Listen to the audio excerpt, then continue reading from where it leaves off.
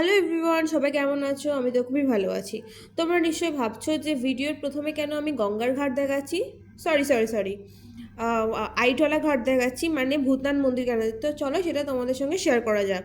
তো সামনের মঙ্গলবার আমাদের এখানে পৌষ কালী পুজো, তো সেই জন্য আমরা ভাবছিলাম, মানে বাপন প্রতি বছরই স্নান করে কালী পুজোতে। তো আমরা এবারে আমি বাপন আর মামুনি মিলে চলে গেছিলাম স্নান করতে। মঙ্গলবারে হবে না, তো সেই জন্য আজই আমরা করে নিয়েছিলাম স্নানটা, মানে রবিবারে স্নান করতে গেছিলাম। তো ভোর 5টার সময় আমরা বেরিয়েছি। তো দেখো বাইরেটা কতটা অন্ধকার। তারপরে আমরা এখানে বাসে উঠে গেছিলাম, আমাদের বাড়ির সামনে দিয়েই উঠেছিলাম।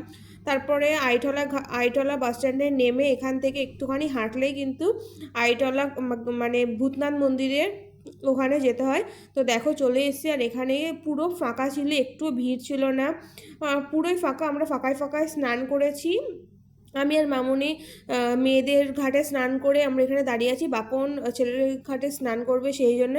তো দেখো আমরা এখানে বসে আছি, এখানে সব মানে ফুল টুল নিয়ে বসেছে। আমাদের এখানে বাপনের স্নান করা হয়ে গেছে। তারপরে আমরা যাচ্ছিলাম কচুরি খাবো বলে। তো তারপরে আমরা মানে হেঁটে যাওয়ার সময় দেখি এখানে একটা কচুরির দোকান। তো বেশ ভালোই কচুরি করেছিল, দারুণ।